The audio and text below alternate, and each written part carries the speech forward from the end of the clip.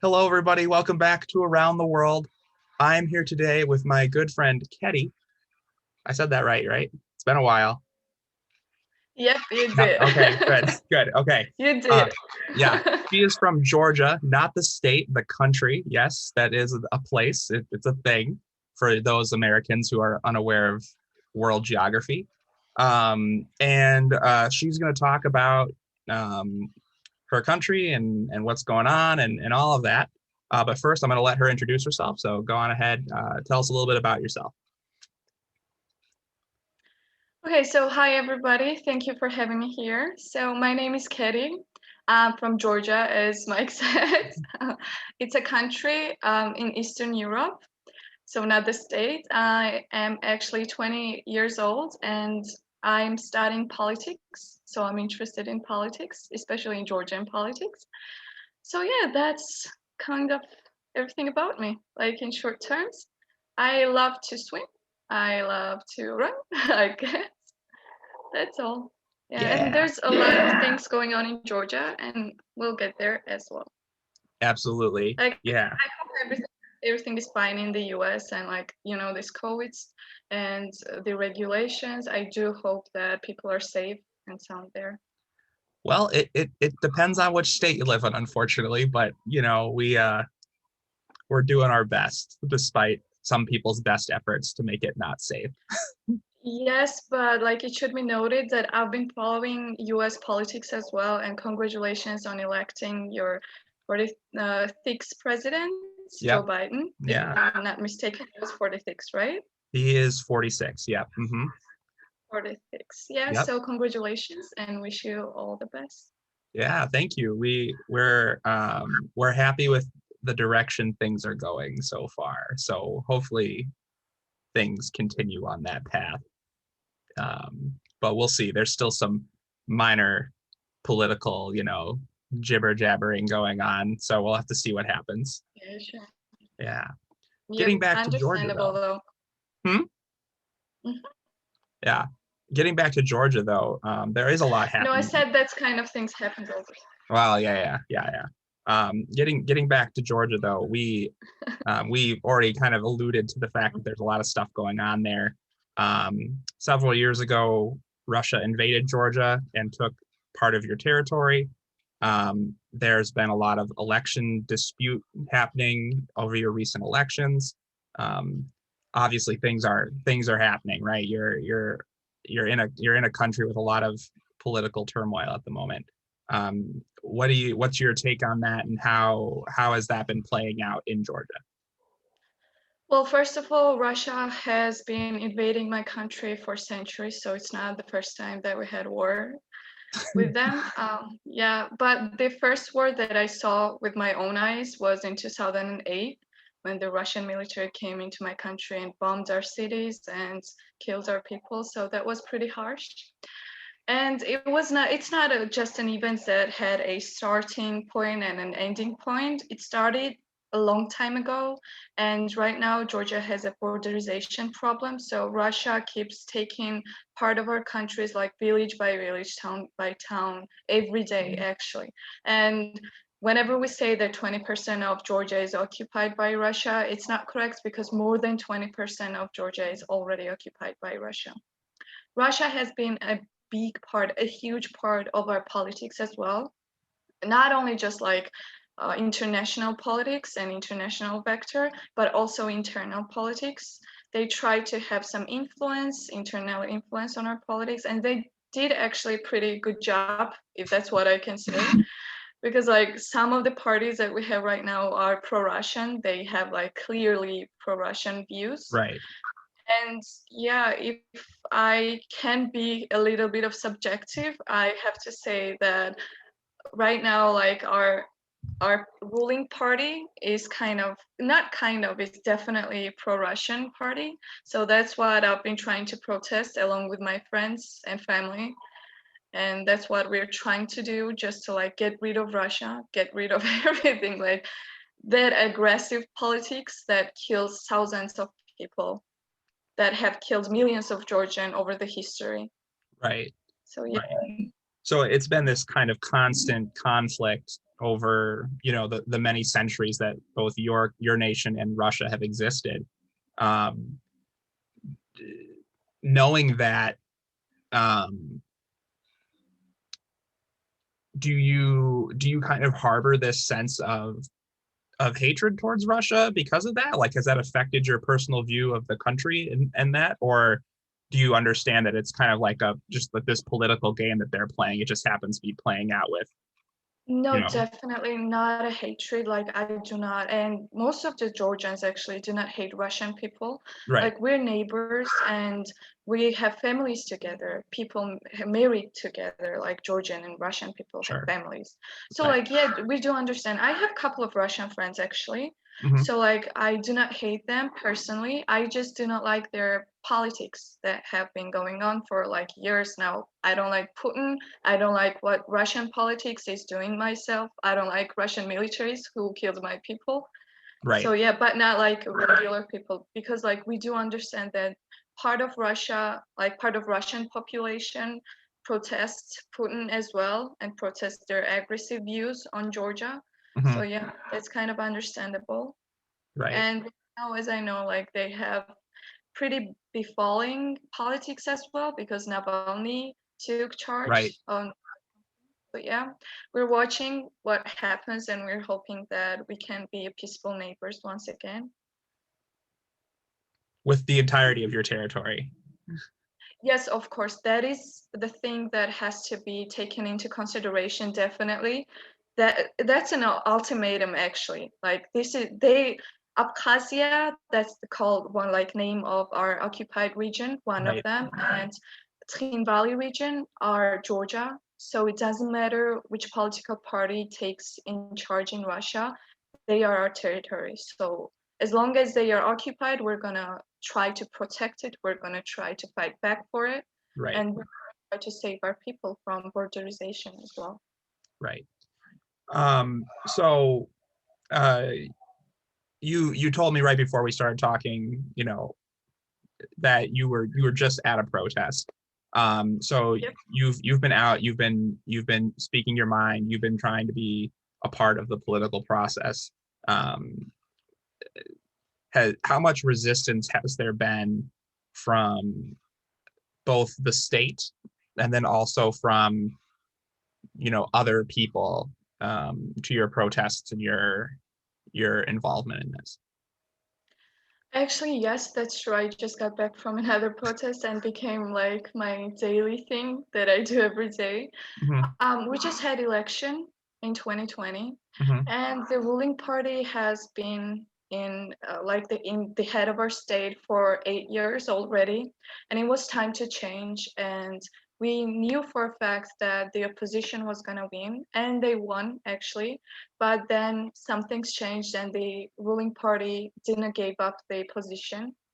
So yeah, that's kind of when things got bad and things got really, really bad. I've been part of this protest since I turned 18, so almost 3 years already.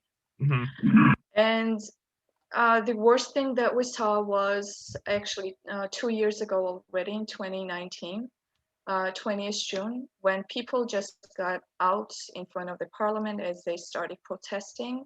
right. And then the ruling party didn't like it, so they said that people were trying to have some kind of revolution.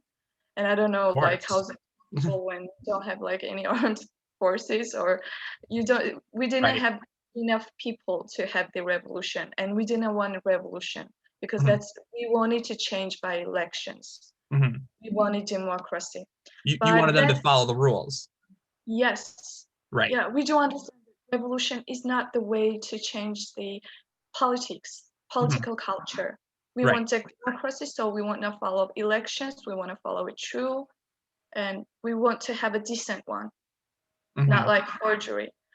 right. So that's when things got really bad. Some of our protesters lost their eyes and got injured because the police started to shoot, and this Rubber um, bullets.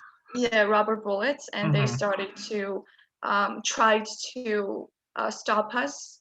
A lot of people got injured, and one of my colleague lost her eyes, and she was just 18 years old. So yeah, that was really bad. And they said that it was, well, the ruling party said that it was the right thing to do. So that's when we got really angry, and like it went on, and we had daily protests, like every day for the last 3 years we have daily protests. Well, I was actually, one time I remember that I was arrested. Mhm. And that's kind of a funny story right now because most of our, like almost every protester has been imprisoned at least one time, Right. as prison looks like. And the thing was that one of our citizens was captured by Russian occupants. And then we tried to protest it, and we tried to ask for the government that they do something about it, and they tried to get him back.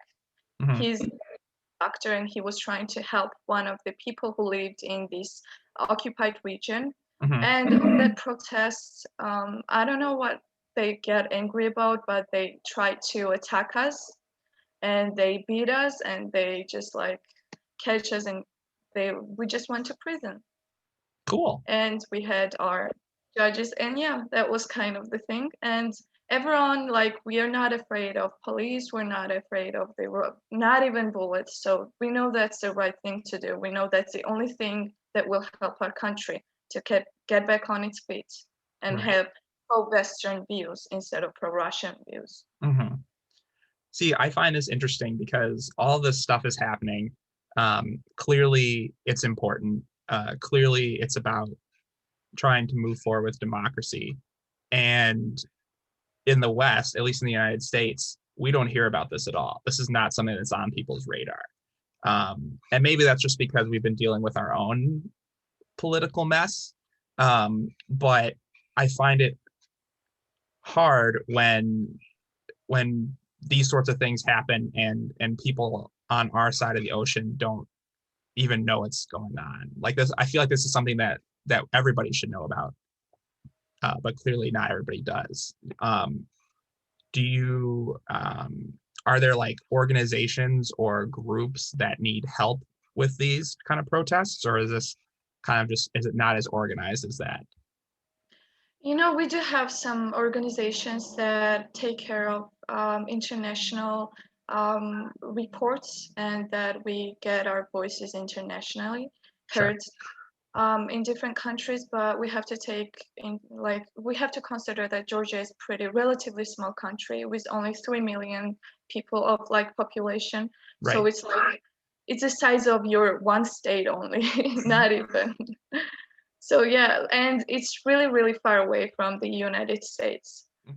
So it's kind of really hard. Like I do see some reports and some magazines that talk about Georgia and then talk about the protests here. Mhm. Actually, BBC, CNN, and like the televisions that are internationally valued have talked about Georgia in the Right. past years a lot of times actually. But it's not. Yeah, I do agree in the part that it's not reported enough, and it's not like we do not have enough sources to report it internationally as much as we want. Right. So we're trying to do that, and we would like to get as much help as possible. So yeah. Okay. Awesome. So, well, it's not awesome. It's awful, but you know what I meant. Um, so I'm not really sure what else to ask you about it, but so clearly there's a lot of stuff going on. I've never really experienced this kind of thing, so it's hard for me to wrap my head around all of it. Um, but um, so clearly this has become like a big defining part of your life. Right, 2 years now, because you're 20, you were 18 when you started doing these protests. You've been arrested once. You've confronted the police on, I guess, numerous occasions. Um, how do you ever worry that um, the government might be like trying to figure out who exactly all of you are, and maybe at some point decide that it's too much of a hassle for you to be free and just imprison you or something like that? Has that ever crossed your mind? Well, they did actually. So whenever I started to be like part of one civic movement called Change, Hmm. um, my father got a call saying that they would arrest him instead of me if I didn't stop. That was the first thing. Then I didn't stop anyhow. They arrested me. And now we know that they are listening to our phones every like daily. It doesn't matter. And we even had this experiment um, that we like planned one of our protests through our mobile phones. And even like before we got to the point, the police was already there. So they were And ready. yeah, they knew the stuff that we talked on the phone, so we know that they know who we are and they listen to us in a daily life, like on a daily basis. They know where we study at and they know where we live, but it really doesn't scare me anymore because like as I said, when you see a war through your eyes, the police and the government is not scary at all. It doesn't happen, like it doesn't matter what happens. Um, like for me personally, even if got hurt, even if I got injured, the basic thing is to get the targets that our my country needs help and that our voices needs to be heard. That Russia is trying to occupy my country daily, and our government is pro-Russian, and we are not getting like people are dying every day in Georgia because of famine. Like we don't have enough food. Like our people, our economy is disabled, Mhm. especially coronavirus. Like we've borrowed several $billions internationally, like our government, and people never got help. So they try to take that away from us as well. And then we have to pay this money when we are older and when we are like grown-ups, like Sure. my and so that's on us as well. We're trying to save our country, and even if I got injured, and my friend also think that too, even if they got injured, it's not more important than helping your country to survive. Because like if we don't do that in several years, my country will not be a country. We will not exist. We will have to leave the country. We will have to like flee from this situation, and then like we would not have any identification left. Like we would not be Georgians. Right. So that's what we're trying to protect. Right. So yeah, so the fact that you're not just fighting for, the health and safety of your country, you're also fighting for your mostly your future, right? You can't I would assume, not that once again that I'd be fully able to comprehend this, but you know, being a political refugee is not an easy thing. Um, so, let's say worst case scenario and this all fails. What is your general plan to get to safety if things do go south? Do you have a plan, or is that not something you're thinking about right away? Um, that's a hard question. Actually, most of the times I'm worried about the safety of my family Right. because I have a little niece, and that's what I'm like who I'm worried about most of the times. And I do have a little time to think about my own safety as well. Um, I actually have no plan right now. I know that I want to go to study abroad, first of all, but I'm gonna come back anyways. Like, it doesn't matter what happens in my country, I'm gonna come back and fight for it, even if it's corrupted, even if it's not Georgia anymore, I will come back and fight for it. So, yeah, the safety is a thing for luxury and in Georgia, and it's not something that we all have here. And yeah, that's what basically we try to do. And we do have a lot of supporters as well. We do have huge protests as well. And it was like the winter here is pretty cold. Well, not as cold as in Wisconsin, but like for Georgian people, it's cold.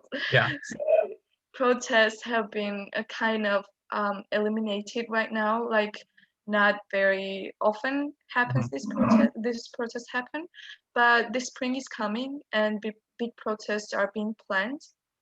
So yeah, we do hope that this year will be the end.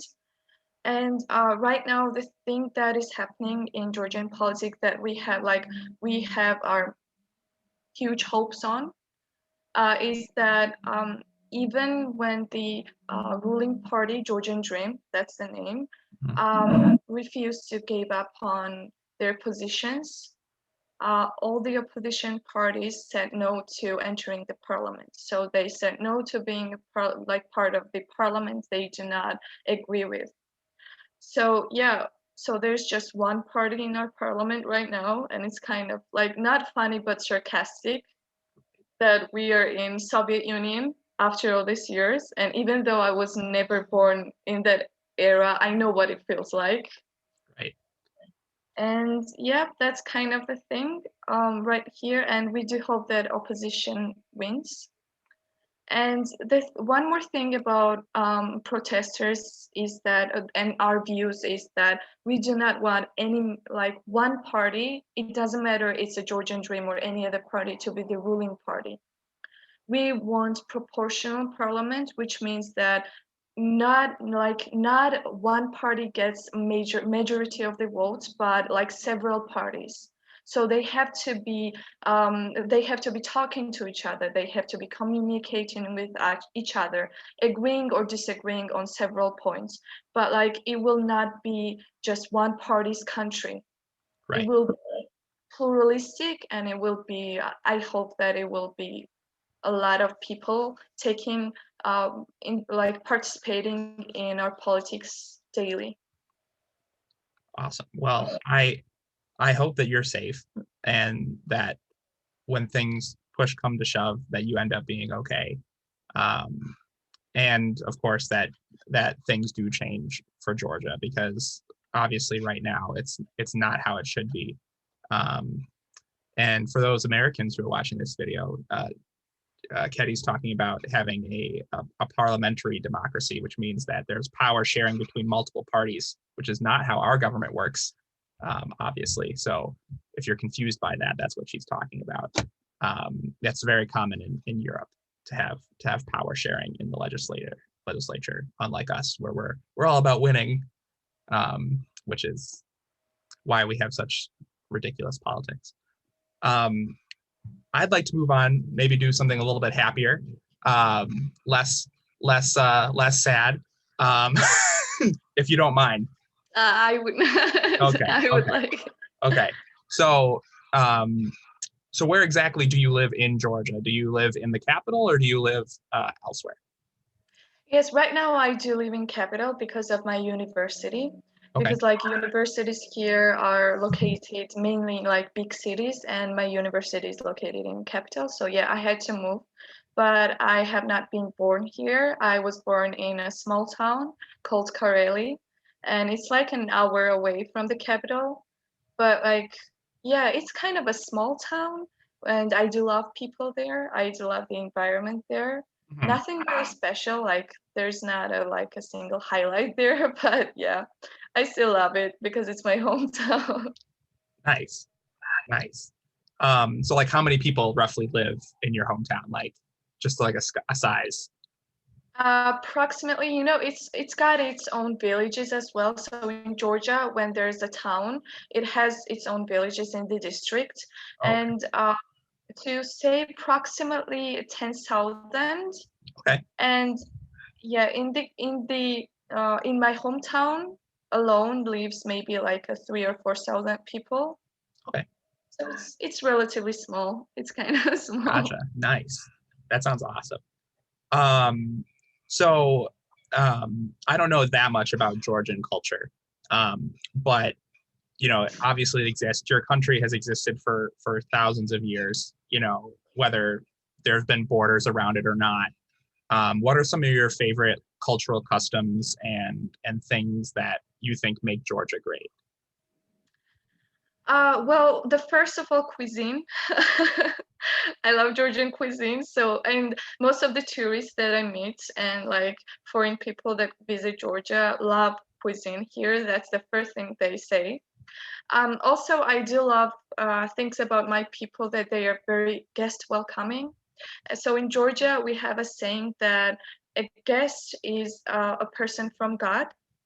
So like we do not have a right not to welcome them, and we do love guests.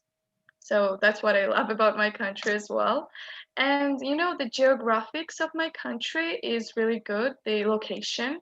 We Mhm. do have mountains and seaside as well. So when you come here, it doesn't matter what climate you like, you can like get from the top of the mountain to the bottom of the sea in like 3 or 4 hours at its most. So Nice. that's the thing about my country that I love. And I do love hiking and camping, so that helps. Yeah. Yeah, That's it depends so kind of. what kind of things do you guys eat traditionally? Like you talked about your cuisine, like what are the staples of Georgian food? Oh, I would be horrible to describe it that because I do not eat meat, and most of the Georgian cuisine, like Georgian food, includes meat. A lot of meat actually. So most like most famous foods here are well, first of all, it's like a little dumpling called khinkali. It's kind of a dough and there's a meat inside of it and they do like stuff in the meat and it's really really delicious. But like as people say, I do not remember the taste of it actually. It's been so long since I last ate it. And well, my favorite is a cheese bread called khachapuri. It's kind of a cheese pizza. So yeah, it's around and it's got a lot of cheese. We do love cheese as well. So Wisconsin, cheese of state, Georgia, country of cheese. There are a lot of other things as well. There are sweets we call gozinachi, and it's mainly like made of nuts and honey. Cool. That's our traditional sweet for New Year's, for yeah, for basically New Year's and holidays there. Awesome. That's really Yeah, awesome. I do hope that you got to taste our cuisine one day whenever you decide, if you decide to come to Georgia as well. Well, Well, so as you know, I'm Armenian and I've always wanted to visit Armenia at least once. And I know that Armenia is literally like right next door. So I could definitely just, hop over and come back. So maybe when that eventually happens in my lifetime, I will have to come visit and we will but it eat. has to happen. You have to see Armenia because it's beautiful country actually. It's really beautiful. Yeah, it's crazy because my family, although we are Armenian, my family hasn't actually lived in Armenia since like the 1800s. So it's been a long time. And so I think it's something that I need to do to go back and be there, at least if it's just for a visit, just to like say that we returned sort of thing. Like it's been too long. Um, yeah, because so I don't know if you know this. I don't know if I ever told you this. My family escaped the genocide in World War One.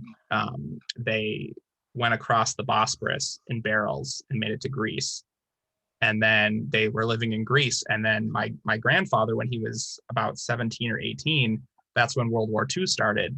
And when the Nazis invaded Greece, they took him to Austria, and that's how he met my grandma. So my family exists because of these like really crazy, weird, like war dynamics sort of thing. It's like the amount of things that had to happen for me to like be here is just insane historically. And it's just one of those things. It's like I'm really proud of it because I'm like a huge history guy. So I'm like, I exist because of history. Yeah. That's a beautiful story actually. Yeah, it's great. I got to tour the factory he was forced to work in. So I went to Austria, I don't know, like 4 or 5 years ago. And I got to see like where they met and all of that. And it's crazy the historical circumstance to get, you know, me here, But I mean, I think it's the same thing for anybody, right? If you think about it, think of all the different things that had to happen before, you know, you were here making sure that Georgia becomes, a free country unoccupied, right? That's insane. I love thinking about that stuff. It's nuts. I do too, actually. I do love thinking about history and like what events had have to happen so that we are here and we're trying to fight about corruption and trying to protect our countries, like the US and Georgia. That's crazy sometimes because a lot of things had to happen and a lot of beautiful things like your grandma and grandpa story, but there were some sad stories as well Right. that we hear. So yeah, it's kind Yeah. of sad sometimes to think about it. Yeah, it is because like I assume, right, because I know what I do know about Georgia is that your country was kind of, or your nation was created, wasn't it, back in like the 11th century or something like that, or is it even before that? Oh, even before that, Okay. it was like 13th century BC. So, but they were Oh, like long time tribes. ago. Right. Yeah, they were like tribes, and it was not called Georgia actually. Right. So, but they were our people, like our ancestors. Right. And then Georgia as a country was actually from the first century, but it was not one country. Once again, they all spoke one language, and they all said they were Georgians. But the division still happened. They had different kings and different rulers. These parts, Gotcha. but they were all Georgians, as I said. Right. Okay. And yeah, like after time in 10th century, Georgia became a united country. Okay. So we didn't change the language. It was all the same. The history was the same, but it became unified. Gotcha. Okay. Right. So it's been, literally so long, so many years, right, where your people have been building to this moment. And like I know that during those different times, Georgia has, although it's never truly gone away, it's ceased to exist politically and then reformed. And there's lots of countries that have done that. But the different things that move and change to make that possible, to keep that identity together, because there are some that never make it, right, and Georgia has, and that's fantastic that that you have been able to keep it going like that, because I can think of just a few nationalities or ethnicities or whatever that don't. um Another sad part of history, that some people just don't make it, and it's really cool that you guys Yes, are. actually, like throughout the history, we've been invaded by the like Western countries, by Eastern countries, by Northern countries, like countries and empires Right. actually from all over the world. The Rome Empire, the Ottoman Empire, and we tried to survive that, but we had our casualties, we had our losses, and but the recent one, the Russian Empire before the Soviet Union, was the worst in my opinion. They're still an empire. They just don't say they are anymore. Yes, they are. I truly agree. Yeah, so the Russian Empire, in my opinion, was the worst because that's when not only we lost people, but they also tried to take away our culture, Right. our language. So Mhm. that was the hardest thing for Georgians to accept. And we never got through it actually. Like even today when we try to learn this stuff at school, that's the most painful thing for us because Georgian is spoken for like 3 million people in throughout the whole world. In like 7 billion, Georgian is spoken for like 3 million people only. So if you try to take the language, like it becomes dead language very quickly. Right. And it's still a surprising fact for me that Georgian actually survived and is spoken, and it's a national language for my country. Mhm. Yeah, it's actually one of the ancient languages. Yeah. Do you can you speak a little bit of it for us? Oh, sure. What do you want me to say? Oh gosh. Let's see. How about you just like reintroduce yourself, but say it in Georgian? Okay. So, Gamar Joba, that means hi. Hmm. Memkuya Keti. My name is Keti. Me var საქართველოდან. I'm from Georgia. მე ვარ 20 წლის დავსწავლობ თბილისის სახელმწიფო უნივერსიტეტში. So that means I'm 20 years old and I study Tbilisi State University. მე ძალიან მიყვარს პოლიტიკა და მე ვცდილობ რომ დავიცვა ჩემი ქვეყანა ყველა გზით რაც შემიძლია. That means I love my country and I'm trying to protect it in every way I can. I love hearing like languages like that, but I'm so bad at learning them. So Like don't worry about that because like Georgia is actually one of the hardest languages in the world to learn. It's actually one of 5 hardest languages in the world to study. So yeah, it's really tough. And yeah. if I were a Georgian, I'm not even sure that I will be studying it. Well, you know what? Is English on that list? Because I feel like English should be on that list because it's really hard too. Actually, nah, English is not one of the hardest Is languages. it not? Because It's not. I know one of the things because I'm a teacher, and so one of the things that they make sure that we know when we're learning to teach is that when people come to our country and they don't know English, it's not their primary language. It's so difficult for people to learn ours because our language isn't a language of rules, it's a language of exceptions. So like there are like some rules, but there's always an exception to the rule. And so it's super hard to like know all the different like cultural contexts and rules to like make, to be fluent in English. So we have to be like, I don't know, like extra like helpful to people because they just Well, can't. yeah, but the thing is that, like in most of the countries, even in Europe, it doesn't matter, like Eastern Europe or Central Europe, English is taught from the age of 6 or 7 Right, at right, school. So we got used to it. Like personally, I started learning English before the school, before I even got to school. So I right, was like approximately 5 years old, 5 or 6 years old. It was my second language, and then I got used to it. I traveled in the U.S. and it didn't seem that hard for me. And from my peers, they've been studying English for years as well, so it's not hard for them as well. But if it were like one of the, I don't know, like the languages that are not as popular as sure. English, I thought that yeah, maybe it would have been one of the hardest languages, sure.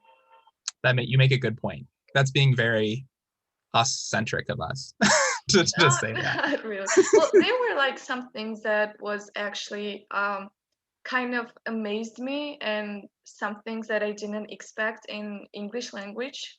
And most of the things are about gender, like gender in English. I never understood why is a fork a female and a spoon a male, or Yeah, a ship a female, or a guitar or a country. Why would they say she about a right. country?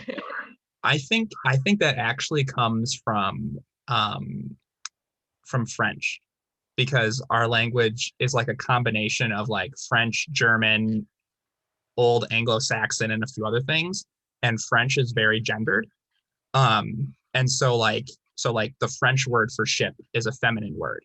And so I think that's just kind of translated through the ages, which is mind blowing to me because I don't feel like you can really gender inanimate objects. But I guess, the French were like, we're going to try. And they did it. So good for them. But yeah, it is weird. It's something that we joke about too. Like, or like we'll like purposefully say the other thing on purpose just to like kind of peeve people because they'll be like, no, you're not saying it right. I'm like, are we though? Yeah, actually, one more thing that amazed me, and well, not amazed me, but was like surprising for me was that, well, it's not only an English thing, English language thing, to be honest. It's in other languages as well. Why was there only a Mr. for a male? Like it didn't matter if he was married or not. And why was there Mrs. and Miss Ah, for female? So yeah, I was kind of like angry about these things. Like I didn't like it at all. Like why does it matter for a stranger if I'm Mrs. or Miss? Like if I'm married or not?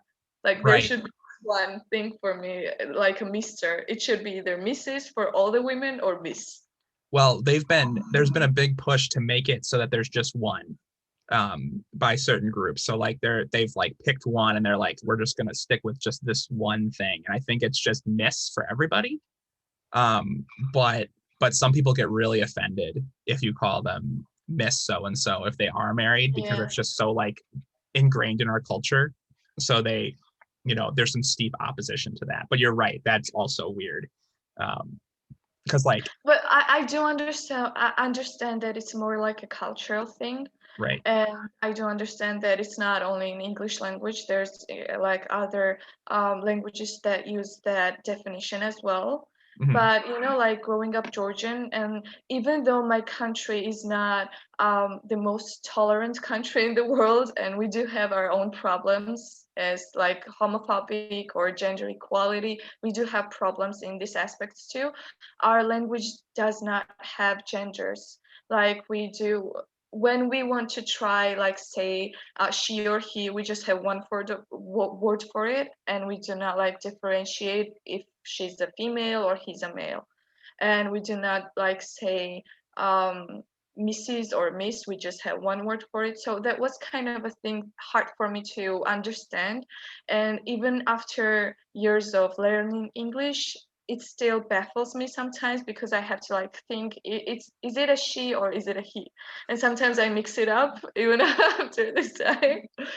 And problems for a long time now. You know what? Don't feel bad, because my son is got the same issue. He calls everybody a he, just everyone. That's like his default pronoun. And I'm like, no, honey, you can't call that person a he. And he's like, but why? And I'm like, it just doesn't work that way. And he's trying his best, but he's 6, so it's like, you know, he's doing his best, but he's such a goofball. hmm Mm, That's actually nice. Like that at 6 years old, like doesn't understand why should people differentiate according to the gender. hmm Yeah. No, he's Yeah, so that's actually a valid point for 6 years old. yeah. Well, like And I love the how naive and like open to like just like acceptance and like being friendly to everybody 6-year-olds are, like they don't care who you are or what you do, as long as you're not mean to them, you're a person. And like that's a fantastic viewpoint that I think is so unfortunately lost when you grow up. And it's like, think of how many like world issues would be solved if we all were just like, as long as you're not mean to me, then we're just going to be friends. Like that would be such a great way for oh, life to work. that definitely would be a great way to change the world and Yeah. change our living. Yeah. Well, I'll get Cameron to the UN and we'll start working on it. I'm sure that'll go over well. Yeah, I'm sure too. I wish you all the success. It'll uh it'll be quite the talk. Yeah. You'll see it on international news sometime. It'll be fun. Okay. I would be waiting for I'm looking forward to seeing your son there. Definitely. Absolutely. It'll be great. It'll be good. Okay. So um let's see. What else did I want to talk about? Okay, so you kind of already talked about this, but you mentioned that Georgians are very open to visitors. Is there like another kind of like positive stereotype that you'd want to like kind of say about your country? Like people in Georgia are, if you wanted to pick like a word.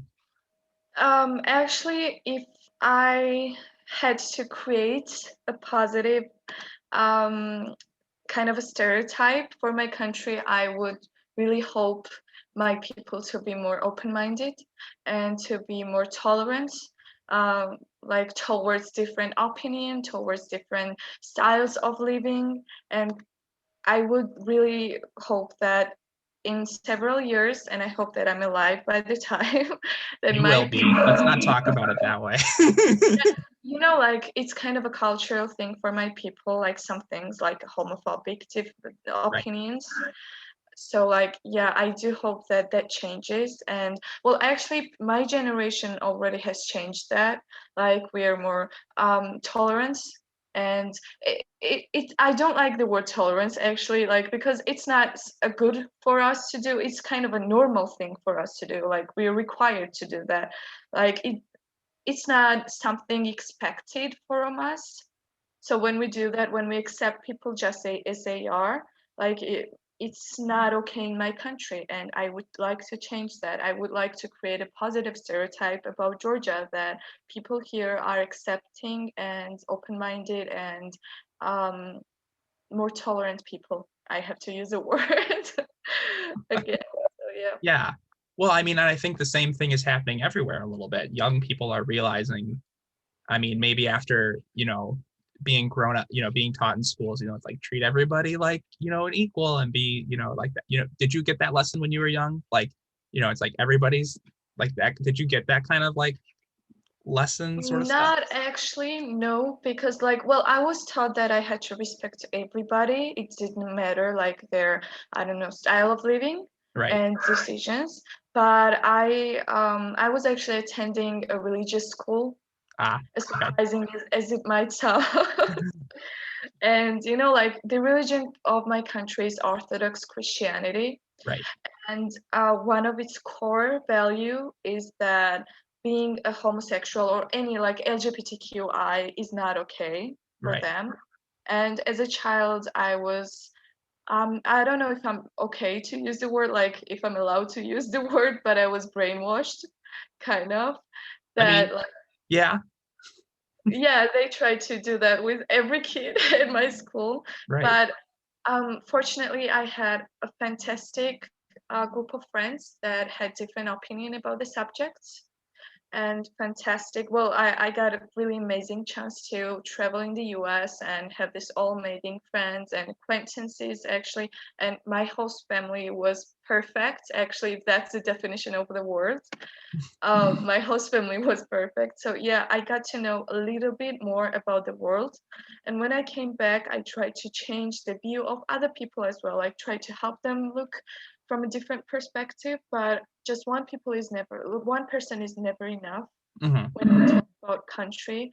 My generation, yes, they are like, we try to be more open-minded, but people who grew up in Soviet Union, who grew up like in older ages than that, it's hard for them to accept different political opinions even. Right. Like sometimes when we have different political opinions, we're like, I don't know, physically and psychologically abused. And that's a thing for my country that I would hope for to change, truly. Right. Well, you're growing out of as a country, you've unfortunately, I mean, this is kind of a weird way of saying it, but you were in the Soviet era, you were as a nation abused by another, and now you're going through the very tumultuous stages of trying to re-identify yourselves and reestablish your national identity, but you're always going to have that trauma as a country of only having one political opinion that's allowed, and only having the people who live through that are stuck with that baggage.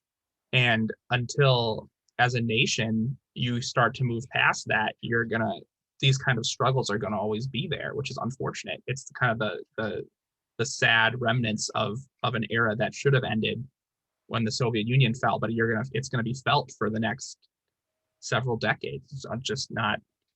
It's not a great situation. Yeah. Yeah. But like even if we talk about politics and even if we talk about democracy and try to, I don't know, justify my country that it's been independent for 30 years only, um, we have to consider that people are actually dying here for their opinions, different opinions. Right. So that's not okay for me. That's not okay for people to do. Mhm. And even if it's like 10 years of independence or 100 years of independence, it's not okay. Right. It's definitely not okay. And if I get abused because of trying to protect my peer who decided that they have, I don't know, their own way of expressing their thoughts, own way of living, then I'm okay with that too, because I got to protect them. Right. Absolutely. Kind of branching off what you were saying, you've been able to live in the United States for a year. That's how we met, actually. Yep. Yeah. so so so you got to experience, a year in another country.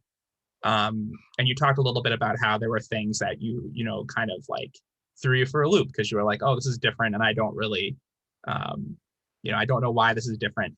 Could you talk a little bit more about that? Maybe there are some other things that you were just kind of like, wow, this is different, or just like things that you had to get used to living in a country that's maybe, well, obviously a lot different than your own. Well, sure. I would love to talk about that actually because that's like one of my favorite part in my biography. So, yeah, I was really young when I decided to participate in the exchange program called FLEX, so Mhm. Future Leader Exchange Program.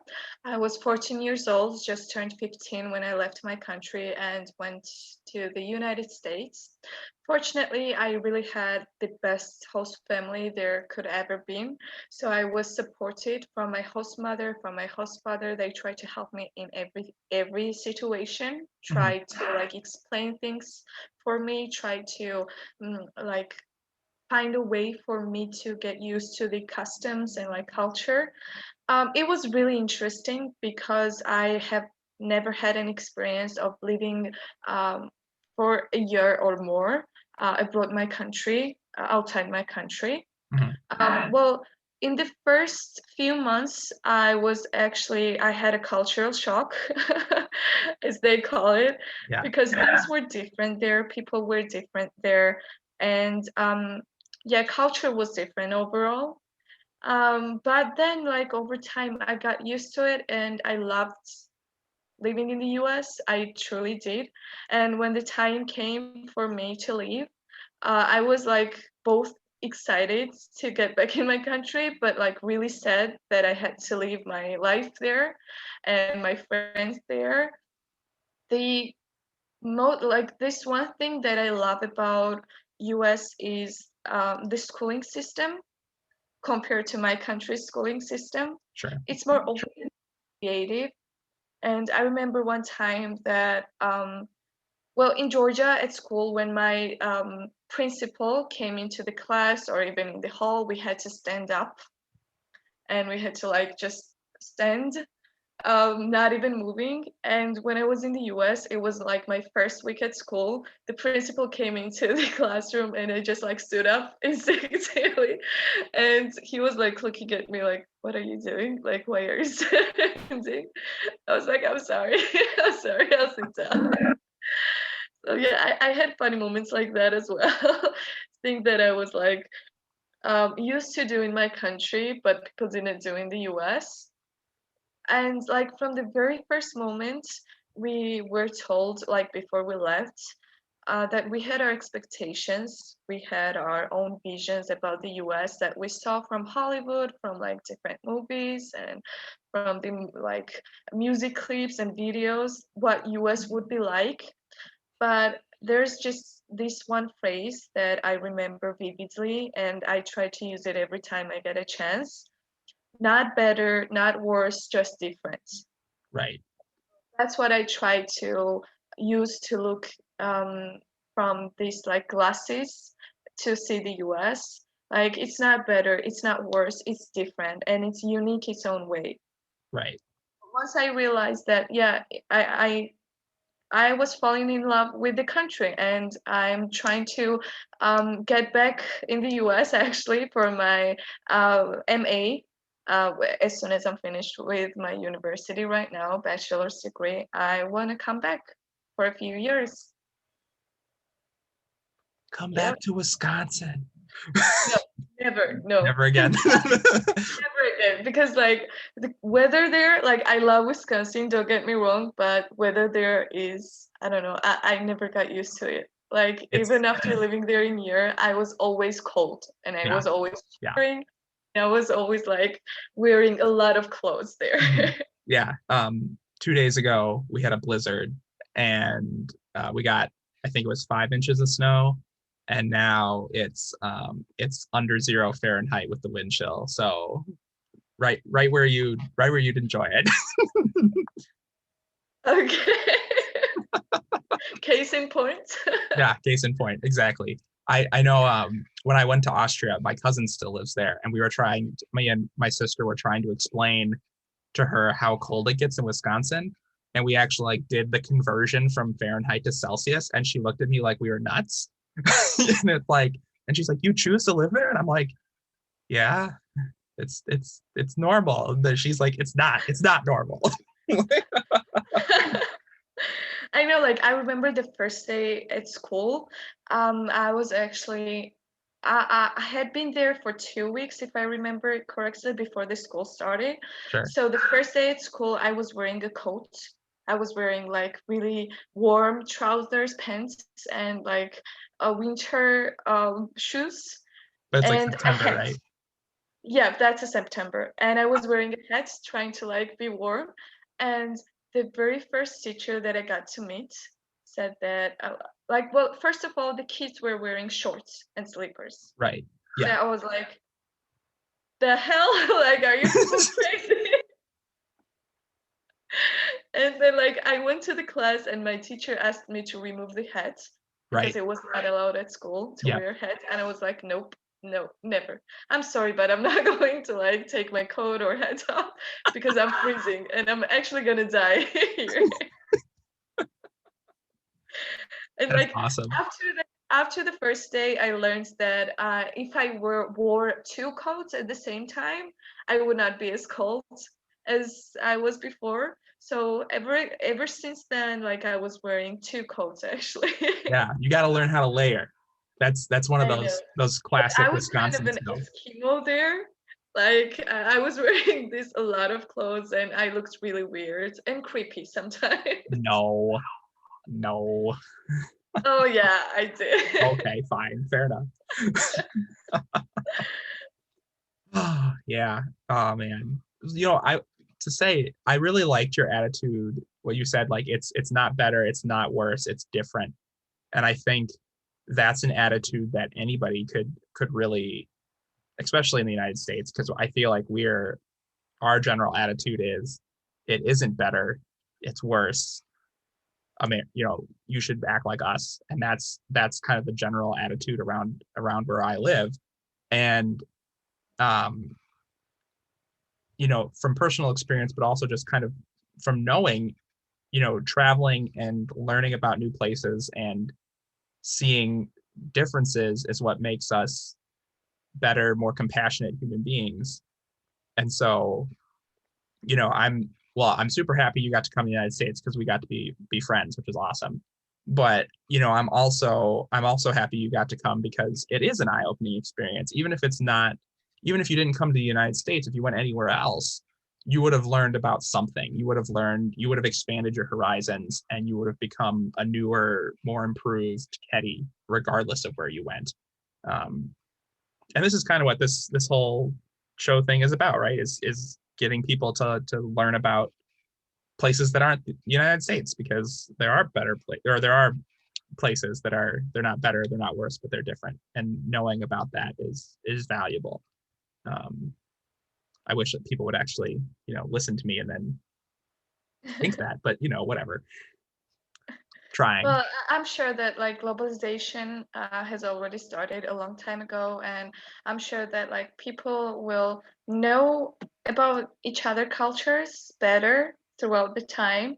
I'm sure that when I come to the US again, and I will say that I'm from Georgia, people will know that like Georgia is not only the state but also a country. Hmm. And I'm hoping for it actually, and I hope that um, we got to know US better. In Europe, we have our own expectations about US and own like picture that we draw in our minds, but US is kind of better, well, different in a better way from like what we expect and what the general expectation about the US is.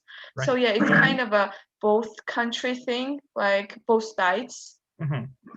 That's kind of what I hope for to happen. I agree. Awesome. Well, I don't really have anything else to ask you because you have said so many awesome things, so I don't have anything else. But is there anything else that you wanted to share or talk about, or while you have this opportunity to speak freely and openly on the internet, is there anything you want to get out there before we wrap up? Well, yeah, actually, I would like to think one thing that, well, I it's gonna be about politics anyway. So yeah. Go ahead. I want to tell people in the US, people that have not seen the war themselves and have not experienced it, I want them to appreciate what they have got right now. I want them to protect the democracy they have right now. And I really, really hope that US people see from our example that being respectable person means that you have to respect other people as well. So I've seen events happening in the US, and I love US people. I love Americans because like I have my host family there, I have my friends there, and that's for me to say. But people who have never been into the United States have their own opinions about the process. So I would love to say that US people have to appreciate what they have right now and don't take it for granted because you're in a great place right now. You have your democracy, you're trying to change things through elections, and you can do that. And that's amazing thing to have. So don't take it for granted, protect it, and like um yeah, have it in your hearts as well. Appreciate it. Yeah. Absolutely. And thank you for having me here as well. Thank you for letting me talk about Georgia so much. It's really nice to talk to you Yeah. as Well, I'm glad to give you the platform. oh, thank you. Thank Yeah, you very yeah, much, truly. absolutely. Well, this has been another episode of Around the World. We've learned all about Georgia, the country, not Georgia, the state. And thank you so much for giving us some of your time and being willing to talk and yeah, being you. It's Oh, fantastic. thank you. Absolutely. Um, we'll see you soon on our next Around the World, where we'll talk about another country. Not sure what it's going to be yet, but it's going to be exciting regardless. And Keti, I hope you stay safe and regardless of what happens, that you do manage to create the change that Georgia so desperately needs, so that you can also be at the point where you can cherish the democracy that you have and be happy about the position your country's in. So thank you for having me here. I wish you to stay safe and sound, first of all, from the epidemic and from the everything else. Like just stay safe. And it's a great platform actually. And thank you for creating it. Thank you for giving us a chance to talk about countries around around the world. And it's amazing. Yeah, actually, it's really nice to have a chance to talk about things that we talked about in the video. So I hope people like it. Yeah, the viewers like it. Yeah, it's gonna be good. I'm confident. Thank you. I did too. All right.